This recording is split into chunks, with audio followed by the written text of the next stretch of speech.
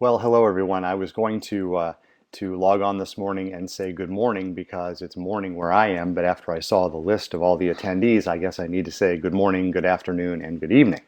So I'm very excited to be spending some time with you today and talking about data-driven decision making, not just as a practice, but I think also importantly as a mindset. So the first thing that I'd like to do is just sort of run through an agenda for what we're going to spend roughly the next 45 minutes or so talking about. So I want to begin by talking about what makes a classroom or a school quote unquote data driven. Then we'll move on and talk about what I see as appropriate kinds of data that can be used in a data-driven process. I will offer you some advice and caveats for engaging in data-driven decision making. And then we'll spend some time looking at a couple of specific processes for data-driven decision making for both large group instruction as well as individualized instruction or intervention strategies. I will then provide some step-by-step processes for how you can begin your own data-driven process. And then we'll end our discussion in the allotted time before the Q&A period by talking about action planning for future cycles of data-driven decision making. So let me begin with this concept of data-driven decision making. What exactly is it? And it's for better or worse has become quite a buzzword in education over the last couple of years. And I think depending on your mindset and perhaps even your educational position, you may have a different perspective of what data-driven decision making really entails and what it looks like. I tend to think of it from a very practical, practitioner-oriented perspective, meaning classroom teachers, other support staff personnel, or school-level administrators. So when I talk about data-driven educational decision making, I'm talking about this as a process where educators examine student assessment data in order to identify student strengths and deficiencies and then apply those findings to their practice. Now you'll notice in this slide that one of the things that I've done is to underline and highlight the idea of applying those findings to their practice. The reason that I did this is because I think that many teachers that I've worked with on this topic of data-driven decision making will oftentimes believe that they are engaging in a true practice of data-driven decision making by virtue of the fact that they are using student assessment data to identify student strengths and weaknesses. However, a lot of times they typically stop at that point. They don't take that information and then translate that into what they do in the classroom, what they do to prepare for their classroom instruction, but then also what their students are actually doing as part of that process. So to extend that idea a little bit further, I like to think of data-driven decision making as an extremely critical examination of all aspects of the educational or instructional process. So I'm talking about curriculum, I'm talking about planning for instruction, I'm talking about delivering instruction, and then also assessing student learning that are relative to students' academic and or social emotional performance in your classrooms and in your schools on any sort of assessment, and we're going to come back to that idea in just a bit, that can yield data that help teachers make more accurately informed decisions. And for me, that's really a bottom line. Data-driven decision making is really about engaging in a process that helps provide you as a professional educator with more information that you can use to make better informed decisions about students. And those decisions can be of any and all kinds. So again, you'll notice that I highlighted any assessment, and this is a concept or an idea that I'll come back to again in just a second. So for me, my perspective is that the ultimate goal of a data-driven process is for educators to reflect on and critically examine these various aspects of the instructional process. Now, I've again emphasized two words in that first bullet on this slide: scientifically and systematically. Now, a lot of you may be sort of opposed to the concept or the idea of scientific investigation in schools, but that really is the age that we've come to. And I think that if you view it from an individualized perspective in terms of what can benefit your students, then I don't think that it's necessarily a bad thing or should have a bad negative connotation for us. And again, when I've worked with teachers and I've done professional development on this topic, face-to-face with teachers in particular, a lot of times I'll have teachers say to me, well, we do these kinds of things all the time. And I tend to agree with that wholeheartedly. But I think the key word there that differentiates a lot of typical teacher classroom practices and what we're talking about here today is this idea of systematic reflection and critical examination of our individual practices and of our students' learning. And I'm going to, again, continue to come back to this idea as we move through the presentation today. So let's talk about that sort of opposition of perspectives on data-driven decision making, and beginning with sort of what I've described as old tools of the professional educator. 20 and 30 and 40 years ago, when we didn't really think about data-driven decisions in schools and classrooms, we really relied to a large degree on gut instinct. And we've all had teachers that we've either, as students, have had as teachers, or that we've worked with as colleagues, who we felt really had that sixth sense. They just really knew what was going on in their classroom. They knew what was going on with their students almost every minute of every day. They were just very aware and very in tune of what was going on. But if you had to count the number of teachers that you really believe had that skill set, if you're like me, you're probably going to be hard-pressed to come up with a lot of teachers that had those skills. I think that these are things that are very unique to certain teachers. They may be born with it, so to speak, or they may develop it over time. But for most of us, we could use some additional help in terms of what goes into these decision-making processes. So again,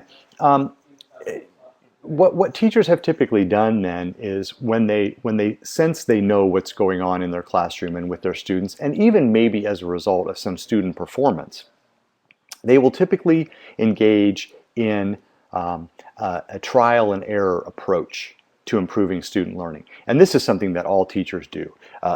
We sense that something isn't working, we try something else. If it works, we stick with it. If it doesn't, we look somewhere else. Or in most cases, aspects will be working. And so we want to hold on to those aspects, but continue to find ways to improve on those components that may not be working as well as we hope. And so these are tools that I sort of classify as the art of teaching, teaching as an art form. The newer tools of teachers, that can be used by professional educators and teachers, are more scientific, I believe, in their approach. One of the things that I think that this really benefits professional educators is the fact that it can make the decisions more systematically based, but then also more defensible. And I think that we're in an educational climate in this country as well as around the world where being able to defend decisions and explain decisions, I sometimes don't like to use the word defend because it can have a negative connotation. But what I'm really talking about is being able to explain exactly the reason behind a decision that you might make about students and their educational progress. Again, I'll come back to that in a little bit. But these are the kinds of things that I think of when I think of the science of teaching. It's a more scientific endeavor. Now, I'm going to come back to this. I'm going to go back to this slide for just a second. And I actually just saw somebody who posted a comment regarding the art of teaching versus the science of teaching. And I'm glad you did that because it's something that I wanted to touch on. I am a huge proponent of the science of teaching, but I am also an enormous proponent of the art of teaching. And I don't think that those two things should ever be separated. I don't think that there are really situations where we should abandon one for the other. You're going to see a slide later in the presentation where I actually make the comment where I believe that we should merge those two, because by merging those two, we just have more information upon which to base decisions, which logically would imply that the decisions that we're going to make are going to be better. They're going to be more accurate. Okay? So let me move on then, and I want everybody to keep that in mind, because I don't want anybody to think that what I'm really proposing here is sort of a true where we're counting widgets, so to speak, and that's all that really matters, and that's not what I'm saying at all. Please also remember that I began my career as a professional educator as a high school science teacher. So I've been in that setting. I know what it's like to see 150 or 160 students a day and to try to keep up with all the things, all the demands that we have. So let's move on to the next section of the presentation, which deals with appropriate kinds of student data for data-driven decision-making processes. So I think for a lot of people, when they oftentimes think of data-driven decision-making, the way that it has been described in the media and so forth, is that we tend to think of the first bullet that you see on that list. We tend to think of external assessments, results from standardized national and state tests, state alternative assessments, measures like the National Assessment of Educational Progress, end of course exams that may be designed by state departments of education or even districts that are administered. So these things are produced externally but administered locally. And I think that for most of us, that's probably the impression that we have of data-driven decision-making. And I think that those sources of data are incredibly valuable, but I would urge everybody out there today to never limit the sources of data that you use as the basis for making decisions about student learning, etc., on those small categories of assessments. So the second bullet then addresses what I believe are probably some of the most important sources of student data, and those are local assessments. So these are assessments that you design yourself and you administer in your own classroom setting. So I'm talking about things like classroom tests, quizzes, performance-based assessments, portfolios, things that we would categorize largely as summative assessments, but also many things that we would categorize as formative assessments. Results from homework, teacher observations, student responses and reflections, surveys, journals, a wide variety of things that would come in under the broad category of formative assessments. So I think that those can be, in many cases, more valuable. And the reason that I say that is because oftentimes those sources of data follow directly from your instruction. So if what you really want to do is to have a solid assessment of what student, or a solid picture of what students are capable of doing, then your local assessments are potentially the most valuable ones for you to use. Again, I think that there is a purpose and a rationale behind using external assessments, but I think that the others can, for the most part, be more valuable to you. Then I have a third bullet there for others, other kinds of assessments. And I'm going to show you a list of some possible kinds of other assessments. Now, if you look at this list, and I'm not going to talk through all this list or describe each of these, but I'm guessing that as you go through that list, there are things that you have used or you have heard of colleagues using, things that you may have wanted to try but you weren't sure about them, and many of these things you may know by different names as well. So things like background knowledge probes, misconception, preconception kinds of things, minute papers, muddiest point activities, pro and con grids.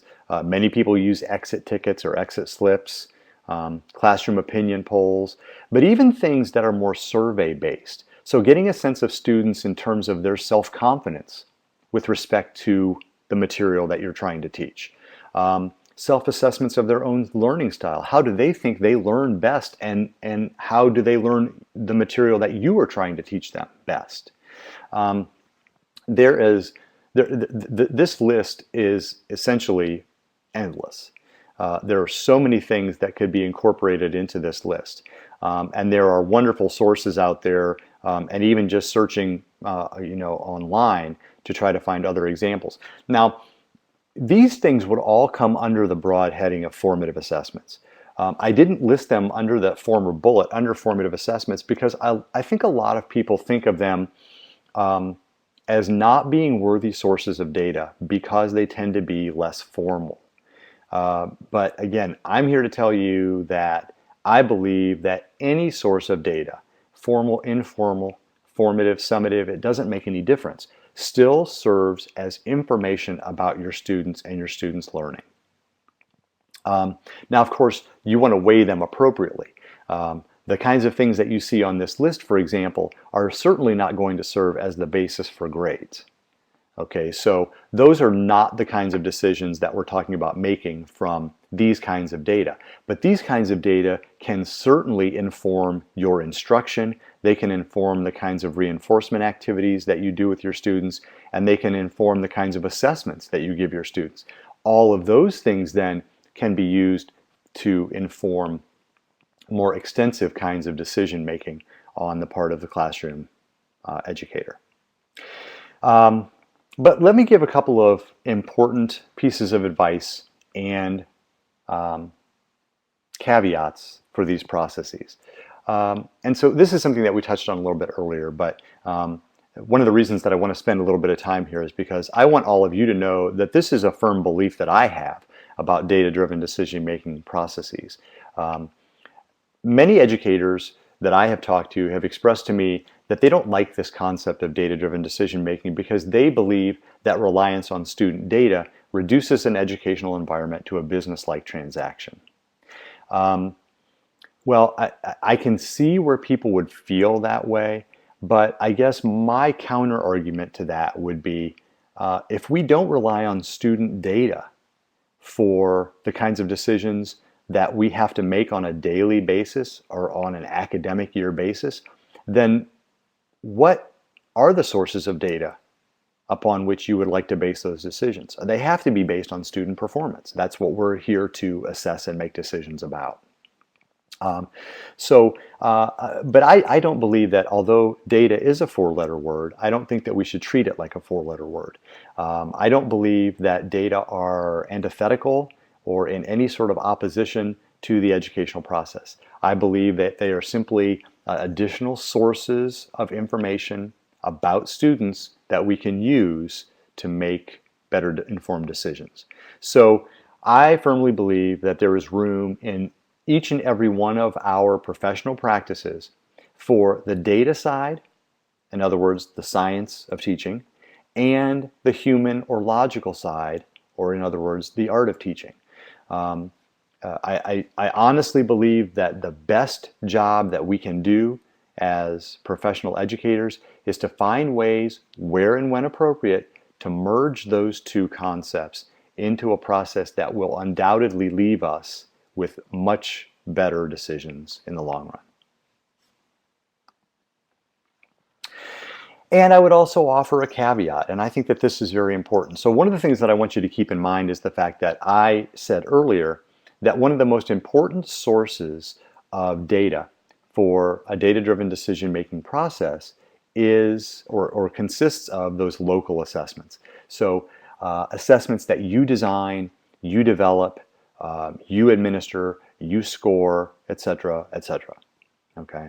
But the caveat is that the quality of the decisions that you make will only be as good as the quality of the student data that you collect and use in those processes. So I'm going to highlight an old adage that we're all familiar with. Garbage in is going to equal garbage out. And we don't want that. Okay? We absolutely do not want that.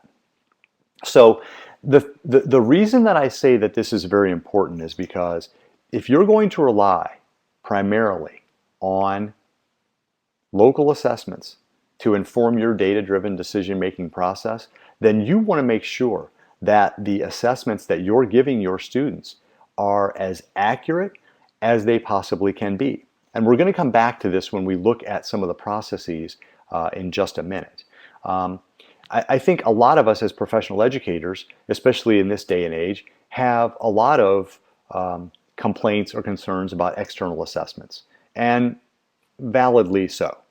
But one of the things that we always argue is that an external assessment may not match the way I teach, or it may not match my particular objectives that I'm teaching to.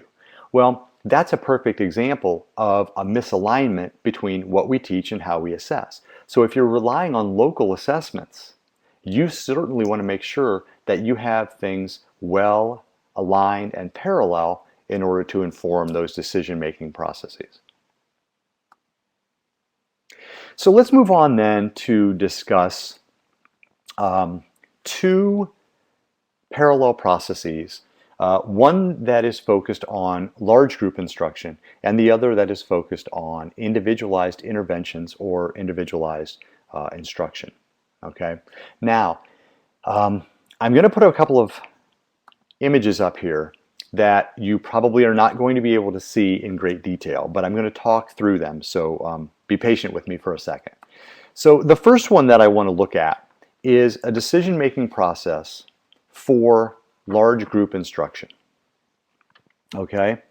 And so we're going to begin this process by gathering student assessment data. Now, I have listed in that top box standardized test scores or other assessment results. So again, what I'm really talking about is any sort of student assessment results that could have come from any of those long list of things that we provided in earlier slides. And then here's what the process looks like that I envision. The first thing that you need to do based on the student assessment results is to identify content, skills, or subtest areas where there are high percentages or proportions of students who perform below average. Now, let me step aside here for a second and just talk about this concept of below average. Below average is something that I think that you need to define for yourself. So, in some contexts, we're going to think of below average as something less than C work. But if you have a group of students who are exceptionally bright, then it could be that there are one or two skills in a unit that you're teaching where a lot of students don't do very well on, even though they do exceptionally well on everything else. So those targeted skill areas could be perfect for this kind of a decision-making process. Based on number two in the step, based on these percentages or the proportions that you identify, rank order that content or those skill areas in order of poorest performance. So number one on your list would be what you deem to be the poorest performance. And let me say something else, and this again is a merging of the science of teaching and the art of teaching, is that just because mathematically a skill may not be the lowest performing section of an assessment, that doesn't mean that you can't target it as the lowest performing area. And so what I mean by that is, if you have a group of, or let's say you have a couple of skills, writing related skills that your students don't do well on, and there's one that's very important, and you know it's important because they're going to have to use that throughout the rest of your school year and beyond. But they may actually perform poorer on another skill that may be a very isolated skill. Well, you might deem that the one that did not result in the absolute poorest performance may be the most important one to target. Okay, now again, the basis for that decision is both scientific, based on percentages of student performance, but also based on your gut feeling about the importance or the relative importance of some skills as compared to others. Okay? Number three, from the list that you develop, select one or two areas for further, deeper, more critical examination. Okay. Now I say 1 to 2 because in order to do justice to this process, you don't want to be overwhelmed. So I would suggest not taking 10 skill areas or content areas and trying to really critically examine each and every one of those simultaneously, because from a personal perspective, I think you're going to be overwhelmed. And you don't want to do that. You want it to be manageable. Okay, so I would say 1, maybe 2 at the most. And here's a process, a series of questions that you can use to further, more deeply and critically examine those areas of deficiencies that you've identified for your students. Ask yourself these 4 questions, and these are the real important reflective parts of this process. First question: where is this content taught in our district's or school's curriculum? Now, I might mean where in the year. Okay, I'm actually jumping to the next. So let me merge those two. The second question, the second question is, at what point in the school year do you teach that? So I ask these 2 questions because where you teach skills or content in the year may matter, but it also may matter in terms of the scope and sequence of your district or school's curriculum. And so you want to sort of have a sense of where those things fall. In other words, are there prerequisite skills that are necessary to teach those skills, or could they be flip-flopped or reorganized in some manner? The third question: how are students taught this content? In other words, what do you do as a classroom teacher, as an instructional leader, as a building administrator, to foster that learning? What is it that you do with those students to help them learn and master those skills or that content? And then finally, how are students required to demonstrate that they've mastered that content or those skills? In other words, how are they assessed? Okay, so we're looking essentially at, if you look at the first 2 questions, we're essentially looking at the planning process. How are you planning for that instruction? The third question: how are you delivering that instruction? And the final question: how are you assessing the effectiveness of that instruction? Okay, now, I'm at the final step in the large box in the middle. Based on the answers to those questions, identify new or different methods of instruction or techniques for reinforcement or methods of assessing student learning that you can implement in order to better meet the instructional needs of the group as a whole. Okay? So again, the idea that you are looking for areas of poor performance and then ultimately trying to revise some aspect of the instructional process, okay, is something that we have all done in this profession for decades. Okay? The difference, I believe, consists of those middle steps, where you really critically and reflectively look at what you're doing and how you're doing it. Okay?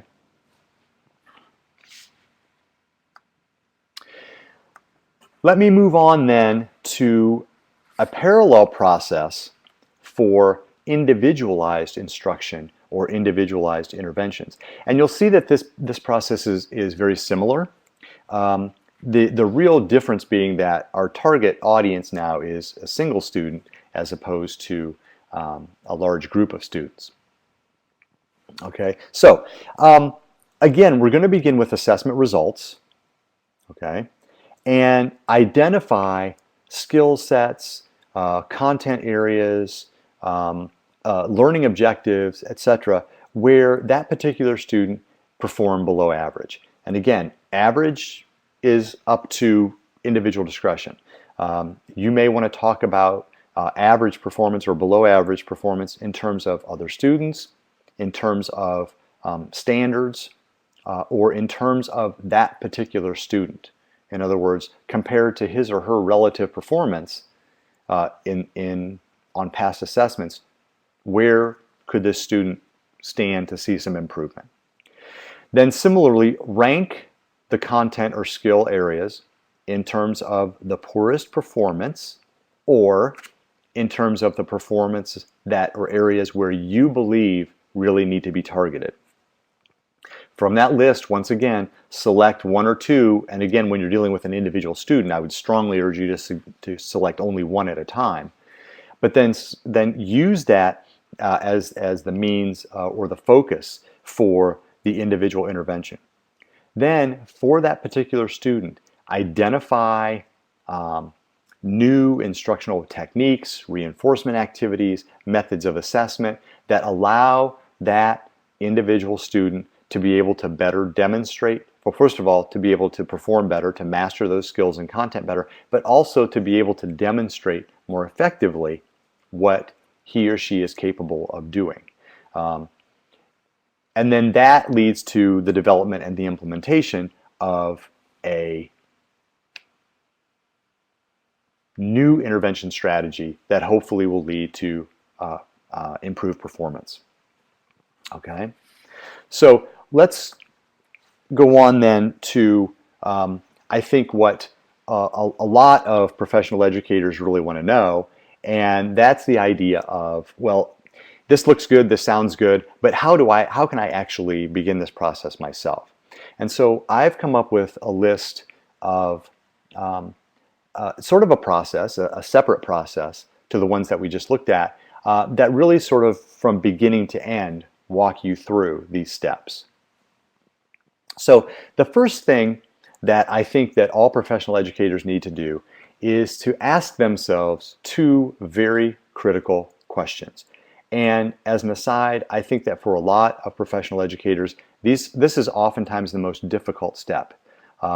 Let's take a look at the questions, and then I'll explain why I say that. So the first question, what isn't working in my classroom or with my instruction? Okay, so you'll notice that I chose to focus on the word isn't working as opposed to what is working. Okay, we want to really focus on identifying the things that we think that we do not do well, okay, or at least effectively for our students. The second question, how do I know that? In other words, what evidence do I have or can I collect?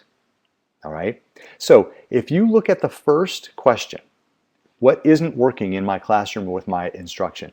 I think that many of you could probably see why this might be a difficult question for a lot of professional educators to answer. First of all, we have to be able to look ourselves in the mirror and say, I don't think you do this very well. And that's not an easy thing for a lot of teachers or professional educators at any level to do. But you have to be able to critically reflect on your practice and identify things where you believe that you could improve. Okay? Then how do you know that? What evidence do you have? Again, this is where I think the best way to answer this question is to look at it from both the art of teaching and the science of teaching perspectives.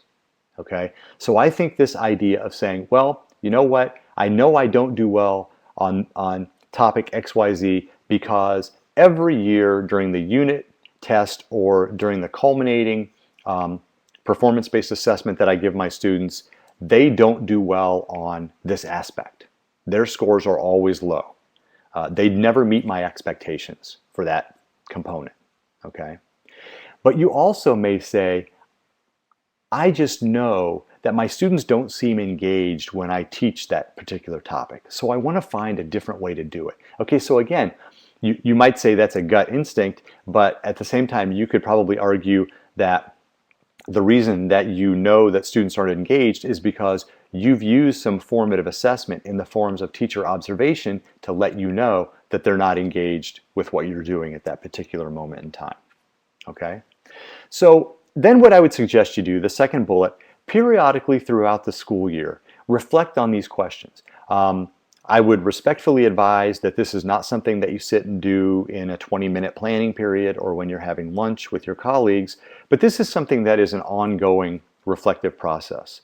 I would strongly urge you to keep some sort of a journal where you can just jot down ideas that you have, not just in terms of your reflections on those questions, but also, as you see in the next bullet, ideas that come to mind as a result of critical reflection. So you may identify in your mind some aspect of your teaching that you believe could be improved upon. Okay? And you may even work with other colleagues to help you identify those kinds of things or work with them, okay? Jot down ideas that you have about ways that you might do that differently. I know that years ago, I really felt that I was struggling on teaching a particular concept, and I went to one of my colleagues down the hall and I said, how do you teach this? Do you think you're effective at it? Because I don't believe that I am. Again, that's a skill set that a lot of us as professional educators may have a difficult time developing because you're going to one of your colleagues and saying, I think I need help here. But again, that's what we want to try to foster with learning communities in general. All right. The next bullet, brainstorm and then also implement ways of doing things differently. So going back to our previous processes, ways of providing a different kind of instruction or providing instruction differently. Different ways to reinforce student learning, different kinds of practice activities, different forms of formative assessment, and maybe even different forms of summative assessments that allow them different mechanisms for demonstrating what they've learned and what they've mastered. Continue to collect more evidence of effectiveness in the form of student data. And again, don't limit yourselves on the kinds of data that you can collect, going back to our previous slides. But the more you continue to collect data and reflect on those initial questions, the more ideas you will generate in terms of ways to address those deficient areas that you're trying to target. And then the final bullet in the process, repeat, repeat, and repeat this cycle again and again and again.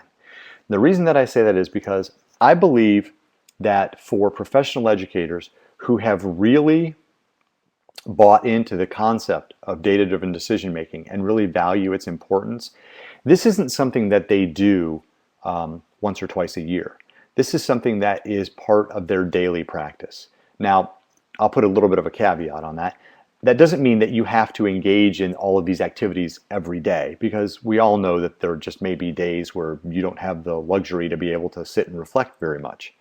But it should be part of your regular professional practice. Engaging in this cyclical activity is something that will, I believe, ultimately benefit the effectiveness of your teaching and the extent of your students' learning. All right. Let's go to the next slide. So that brings us to the last topic for our discussion today, and that really deals with action planning. So what actually is an action plan? Well, an action plan lays out the direction for the continuation of this decision-making process focused on ways to improve student learning. Okay? By developing action plans and monitoring the effectiveness of those action plans, you provide yourself with an opportunity to continually track, to document what you do, but also to track the effectiveness of different kinds of revisions and interventions that you try in your classrooms. I think that these are incredibly important activities because it incorporates a great deal of professional reflection. It incorporates a high level and really factors in your individualized experiences across your careers, but also in an individual school or district setting, and then also professional judgment into that process. I think it enhances the professionalism of the educational profession, the education profession, by engaging in these kinds of processes. Some of you may be familiar with the term action planning, and you may see it used in relation to a more comprehensive process known as action research. I am a huge proponent of classroom and school-based action research, which again is a cyclical process that can be used to do the very specific things that we're talking about here today. But one of the things that I want to stress real quickly with this slide is that all of these processes that we've talked about today, I want you to envision them as cyclical processes. So you engage in this process, and while it may seem linear, at the end of these processes where you continue to collect more student data, realize that those new student data then inform the beginning of the processes again by trying to use those student assessment data to target areas for new interventions or new revision strategies that you engage in. So when we talk about action planning, there are really three components that I recommend that you try to incorporate. First of all, specify and document current interventions or instructional revisions. In other words, what are you doing now?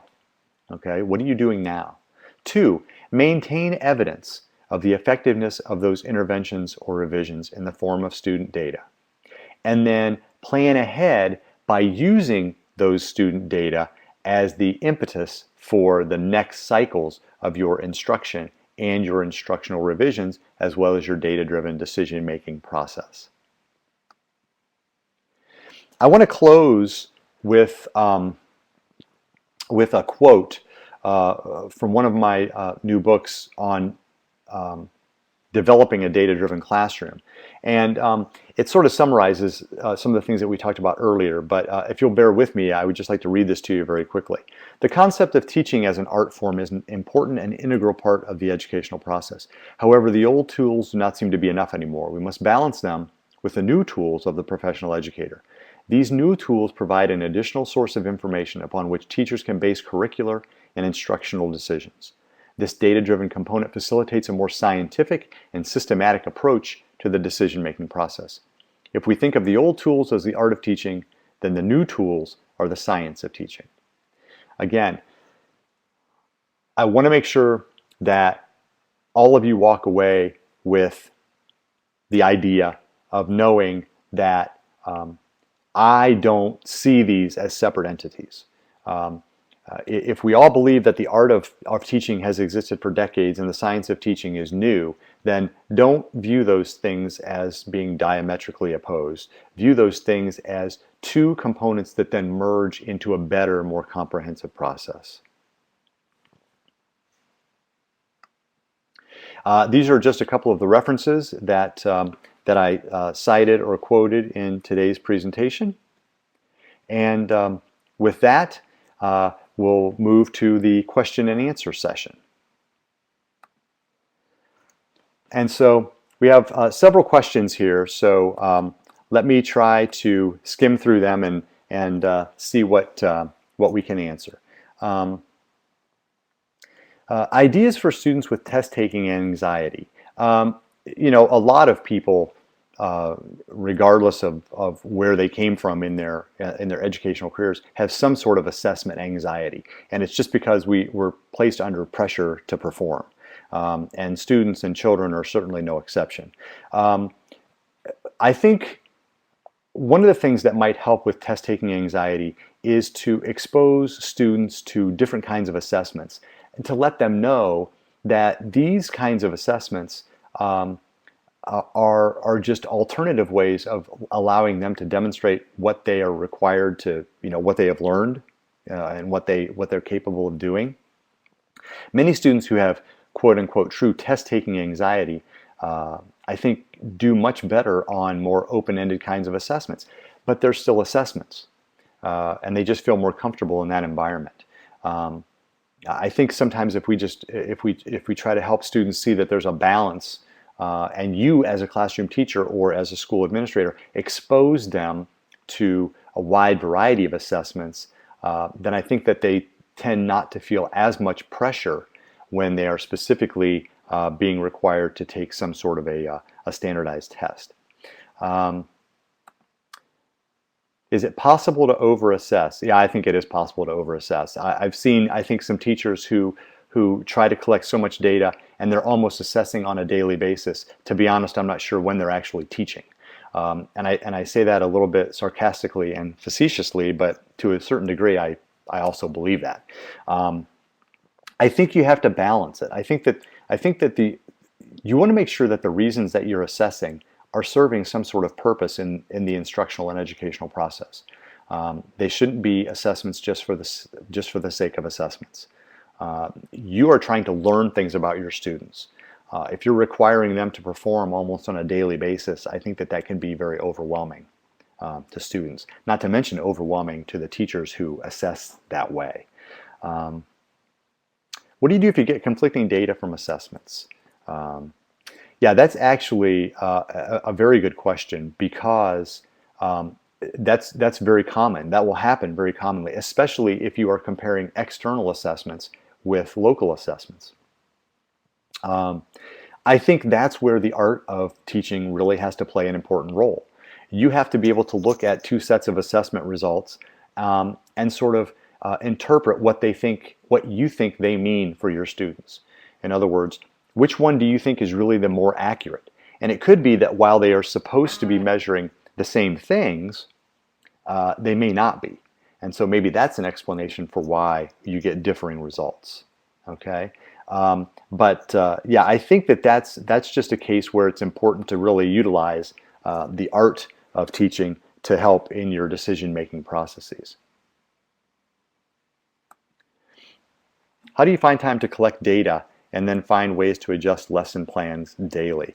Well, let me talk about the first part first. I think that this idea of data collection should not, I don't think that you should view it as a separate part of the instructional process. What you're trying to do is incorporate the collection of data into what you normally do. So when when you're assessing student learning, or you're formatively assessing what they've done that day, if you're going to be doing that anyway, now what we're really talking about is just finding an extended use for the data that you collect. So it isn't just about, when they do homework, it's not just about giving them a homework grade, but it's about really looking at what they did well and where they may be struggling. So I don't think that it should really be viewed as additional data collection, but rather just a more comprehensive use of the data that you already collect. And granted, I'm not going to sugarcoat this for anyone, but there is a time factor involved here. It does take some extra time to do these things.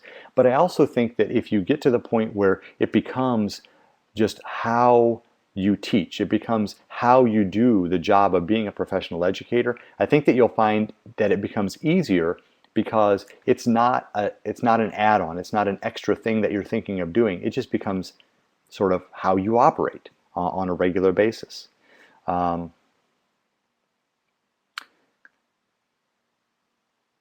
can I, as a teacher, use journal writing? Well, journal writing can give you a lot of insights into individual students' strengths and weaknesses from their perspective. Again, I wouldn't say that those are objective, obviously, because they're self-assessments. But they can certainly give you some insight into where they may be struggling, especially depending on the nature of prompts that you might give them as part of a journaling activity. This is an excellent question. How many formal testing tools do you feel makes for a good decision? See, I'm looking at the rest of the question here. We've used Dibbles, grades K through F, but I'm wondering if that's the best data or enough. That's a very difficult for me to answer, I think, as an individual, not knowing the specifics of your situation. But I guess I'm of the mindset that multiple measures of student performance are going to give you a better rounded, more accurate picture of what students are capable of doing.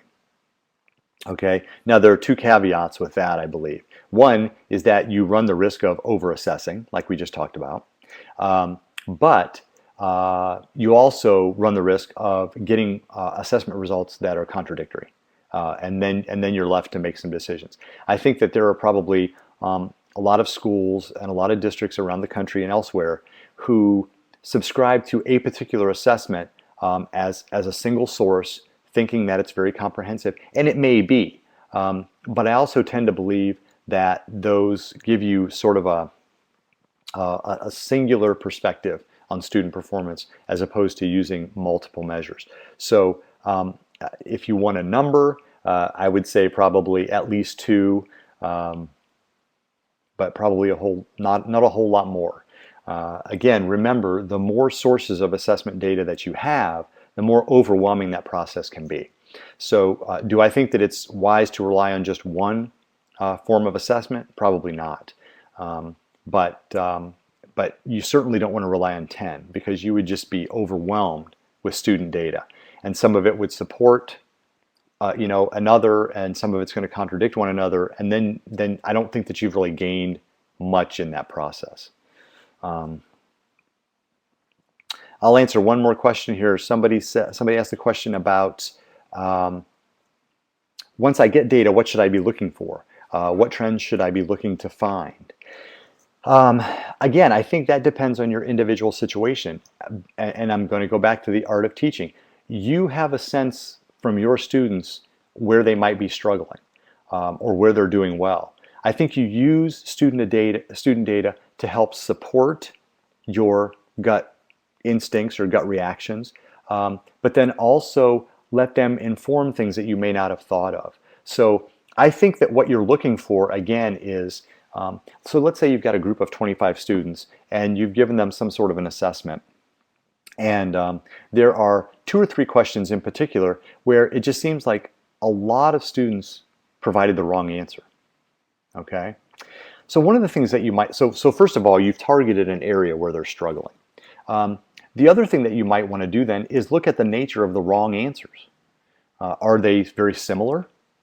If they're very similar but incorrect answers, then there may be a huge misconception that your students have about a particular content area or a particular skill.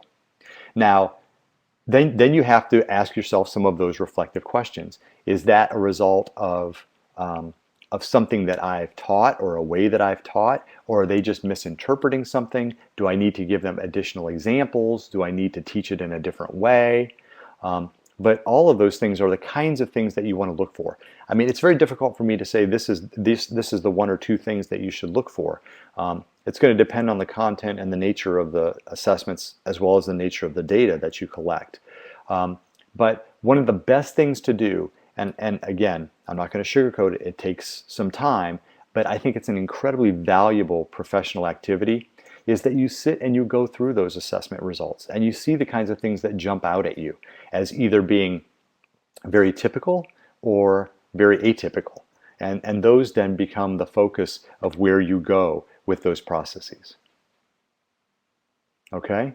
So it looks like we're just about out of time. I'm going to turn things back over to Rick here in a second, but I just want to thank everybody for attending today. I really enjoyed it. If you have any follow-up questions for me, my email address appears there, and you're welcome to contact me, and I would be happy to help out in any way that I can. So once again, thank you all very much for attending today, and best of luck in the future and as you prepare for your next school year.